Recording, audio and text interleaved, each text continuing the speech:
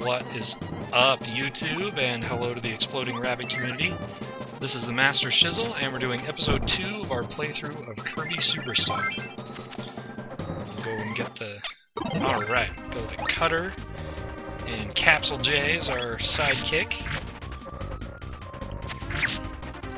If you haven't before, I'd recommend going through and just watching this all the way through from the first to the last video. So we've got one video before this, and then one video after this. I think it took almost exactly, now it was like an hour and 2 minutes or something to finish all 60 treasures all the way through. But, ooh, that is, yeah, that is with save states. Yeah, with save states. So this is actually a game, you know, a game replay movie that you're watching right now. With save states, but I didn't use any slow motion or anything like that. It is actually me playing. It just saved you guys the agony of watching me die over and over and over and over again, because I'm really not that good at this. There we go.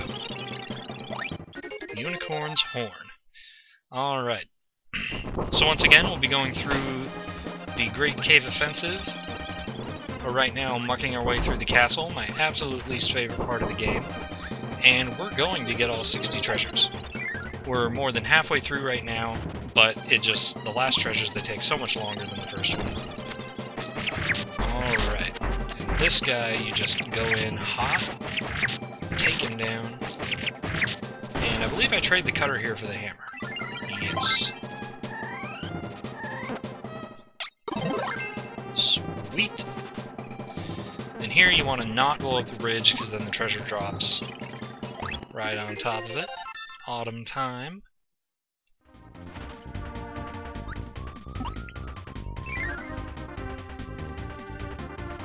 So yeah, the hammer's my second favorite because of this right here. You just dash. Straight steamroll your way through everything.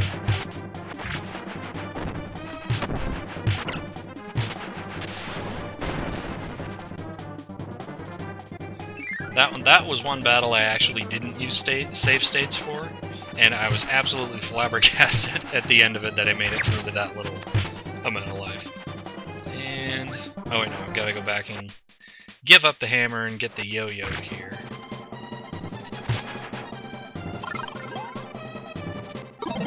There's other powers that you can do it with as well, but the yo-yo is right here in the room, so... Alright. Down. And some food, thank God. Just gotta wait for the lift to come back. And blast off. We get the rice bowl. A chipped rice bowl, no less.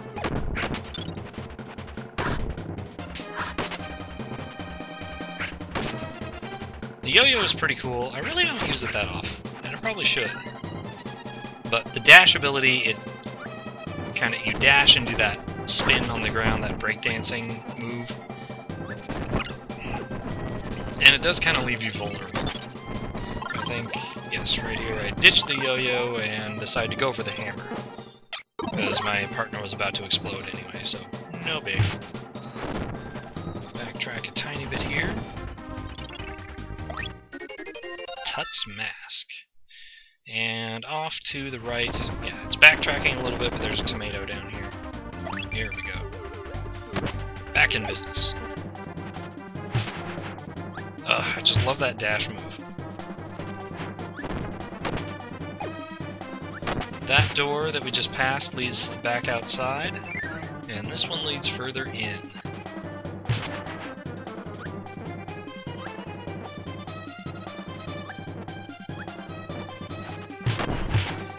It's our first rock enemy so far. Well, not technically. You can actually get the rock power early on if you swallow the rocks that are dropping from the ceiling while you're fighting the whale. And all of those little statues there... Ooh, Mr. Saturn. From the Earthbound games. I love Earthbound. Yeah, all of these guys give you the power of sleep. So you just fall asleep and sit there for a couple seconds, and then you wake up with no power.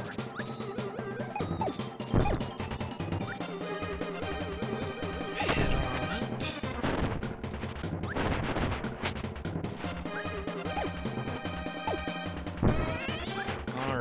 that guy is the microphone, which acts kind of like the crash power where it hurts everything on the screen, but it works for 3 times in a row. I don't think I used that. And there's the armor. Yeah, I don't think I used the microphone power throughout the playthrough.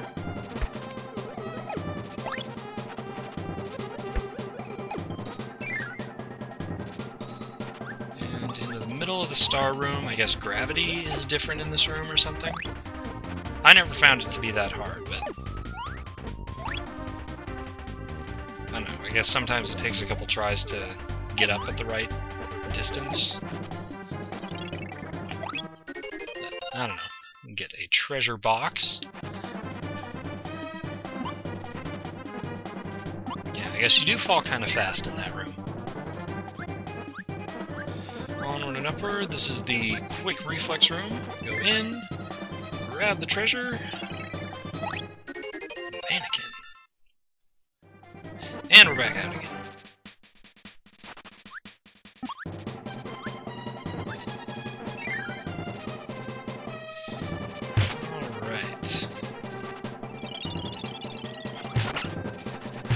And this section here, this was another one that I had to redo over and over and over again. The nice thing, this is the hammer I happen to keep, but it's one of I think 2 powers you can get that will work in this section, because you have to be able to break those blocks below you while you're underwater. So the hammer works, the rock works. I can't recall off the top of my head other ones that do.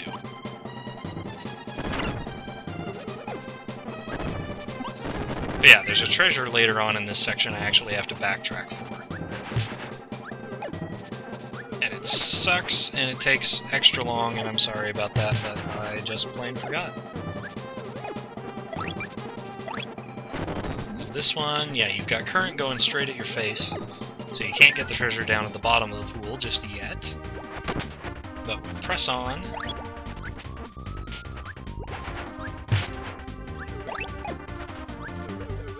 And I'm keeping the hammer because there's a peg right there. And to my credit, I did remember that there's a peg there, but there's also a platform, so you need something to be able to cut it with. So, we're going to take the rock power, because we can use that to get this next treasure in the room right before. You just stature your way to the bottom, and we get the gold crown. I like it.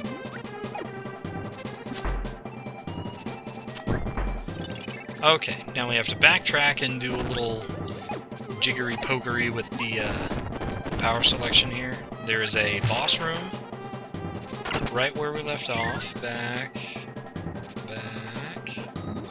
We go through the water and then through that wall that we passed earlier. Yes, this one. This is a boss door, so we're going to switch the powers around a little bit. We need the rock, and we need something that's capable of cutting. So the ninja will do just nicely. But the powers are... I've got them kind of switched around, and it really would have been easier if I'd done it the other way. So I get lucky there, and then the rock ends up dropping down and breaking the blocks. So that was pretty much awesome. Okay. Gotta go back across the bridge. Wait for my partner that just committed suicide. And back up top to here.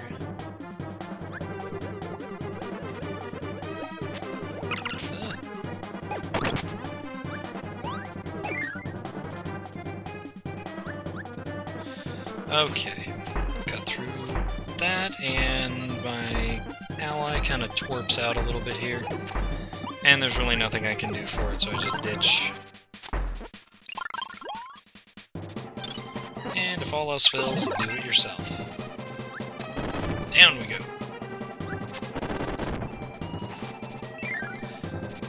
Alright, then we've got a mirror power right up above. and this laser that is hitting the rock, which I failed to recognize actually wasn't hurting anything. So now the laser is zooming in on me. So we gotta grab the treasure and then pop back down again. And the rock has served its purpose, and we just lost it anyway. So we'll grab the mirror on the way out. I can show you guys what it'll do. Ooh! Reflect. And you do the mirror-like dash thing. Like while you're running, he has mirrors flying out of him everywhere.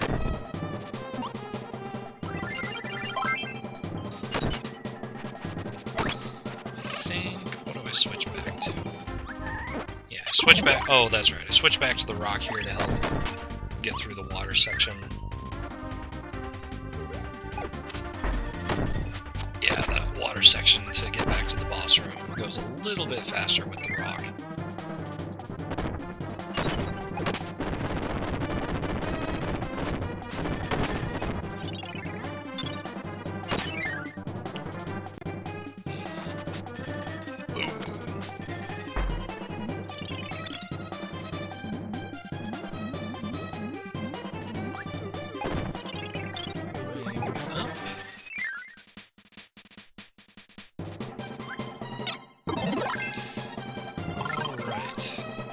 That's right, I think I go for...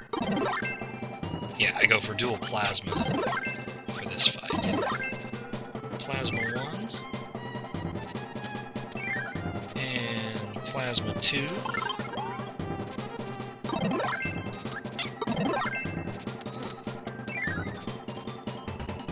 And here we go. And here's the chameleon. I'm not sure what he's actually called. I do know he's probably my least favorite boss in this game. I know I pulled this one by just, you know, the skin of my teeth. So I decide here, because the computer does rapid fire a lot better than I do, just to go with a computer player. Ditch my power and turn it into an ally, and then you can get at least a couple cheat hits in there. And this is another cheap trick. You can turn your ally into a hat, swallow him, and then turn him into another ally, and then he comes back to full health. Absolute cheapness. Here I get the paint power from the chameleon, which I've never actually used before. I guess, apparently it works a lot like Crash, from what it just did there. It ended up winning the battle for us.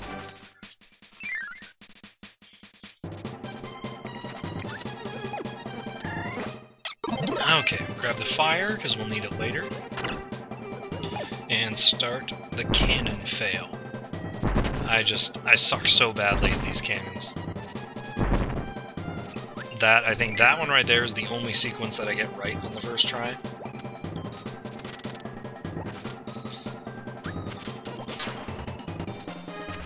Gotta run up, and hit that door just in the nick of time. And there's 2 treasures. You've actually got to go through 2 sections, almost exactly the same here. Kissing! So there's this side of the tower, and then there's another treasure on the other side of the tower.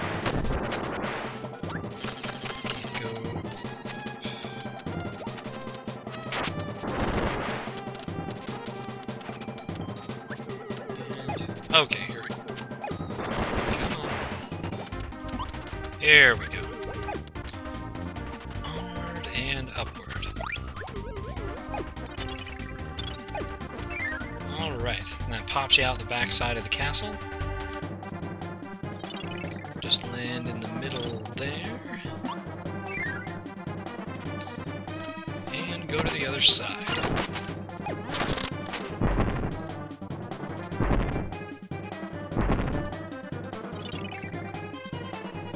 And through here it's more of the same thing. Just one side's dark, the other side's light. It doesn't really make a difference. On the other side, there was a switch that you had to hit and then dash up to the top really quick. This one, you don't have to do that. I guess it's supposed to be hard because it's dark, but we've got the fire, so we can light up the candles. And there's a door right in the middle there that you can't see if it's dark. Just on the other side, the sun ring. And another tomato down below. Grab that.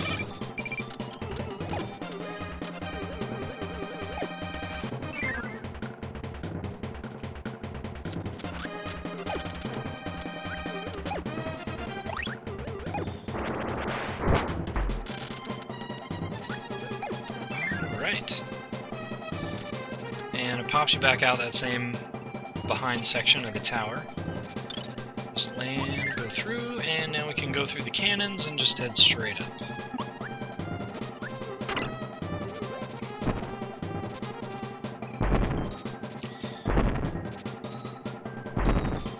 Or not. There we go. And that pops you back out the top of the tower, and you're back in front. So now we go through this middle door here. There we go. And then it gives you a shortcut back into the middle of the route that we just took.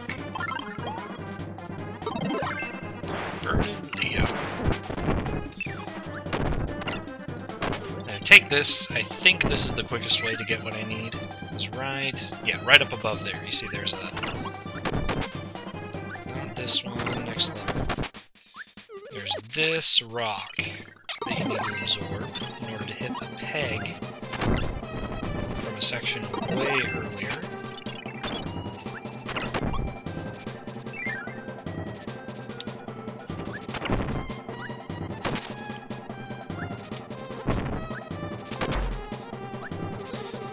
Backtrack. Okay, then when we started out we went right, this time we'll go left.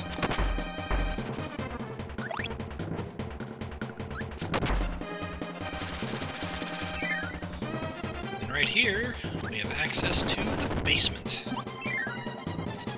And a long, boring elevator ride. Going down, going down. That was just sheer luck that I ended up with that statue pose.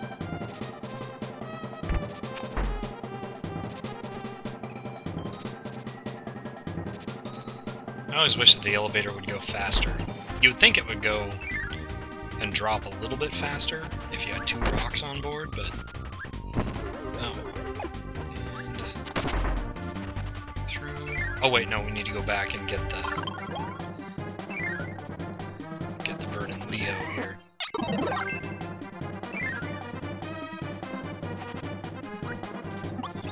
And another mini boss. This one is absolute fail on my part. Because if you don't make it through this boss with your fire intact, then you've got to go back and get another one. Just go above. There we go, I just let my teammate handle the rough stuff. And they give you a tomato right away.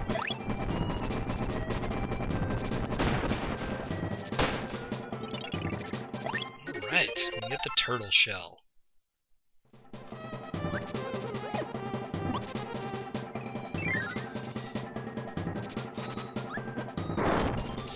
Okay, through here, there's a cannon there, and the fuse to light it is underwater.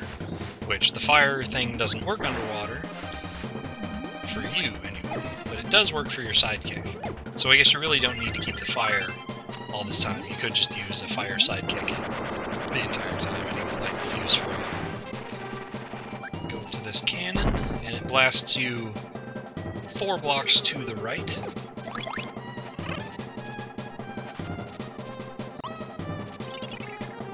Alright, and then we get the sword.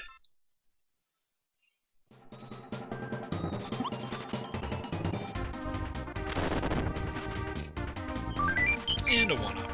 Those are always fun. Alright, we'll go out the bottom set of doors here, as there is some deadly current protecting this treasure. The warrior shield. Shields and swords. I guess the armory in the castle must be in the basement. I suppose that would make sense. Or maybe a smithy. It's got kind of a factory look to it. I don't know though. This little wheels on the doors always makes me think of a ship. You know, it's the hatches on ships, like a bulkhead has to be sealed in order to contain flooding and all that stuff. So they always have those, you know, those wheel latch things. You see them turning, and then they prop up a mop handle or something up against it in the movie, and the guy can't get in.